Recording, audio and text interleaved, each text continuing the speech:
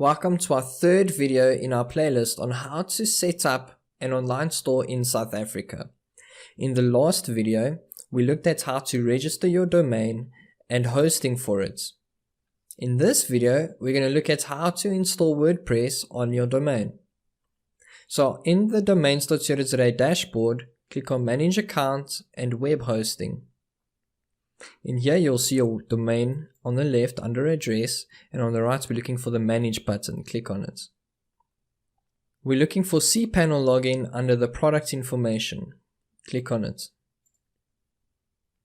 Don't get overwhelmed by this panel, but this is where you'll manage your domain.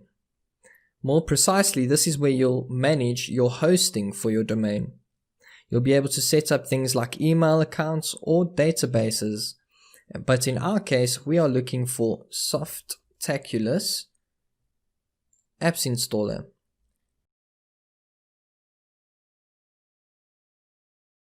And now we can give it some information about what we are creating. So let's give it an HTTPS. You can choose either HTTPS without www or with it.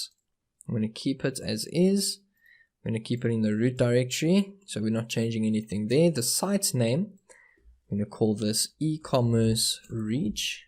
Site description, e-commerce reach community. Alright, the admin account, so I'm going to give it a username and I'm going to give it a password. I'm even going to open Notepad and just take notes of it. So here's our admin username and here's our password. It's good practice to change this to something else than admin, so I'm going to change this to Jaden Brown. Let's do 007.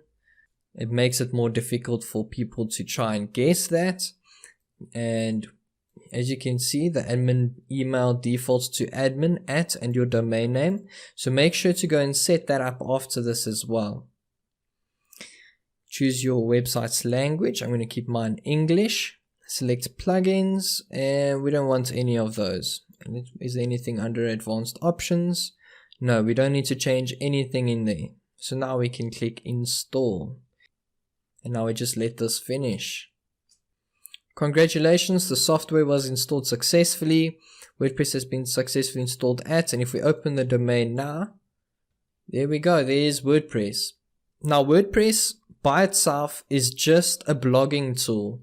What we're looking for is a plugin on WordPress called WooCommerce. And WooCommerce is what changes your little website into a shop. So here's the administrative URL, and if you click on that, it's going to give you a login screen. Or not, it will log you in directly. Familiarize yourself with this dashboard. This is basically where you're going to be logging in all the time. And that's it. That's how easy it is to install WordPress on your website. In the next video, we'll be looking at how to install a custom theme to your website to make it yours. See you there.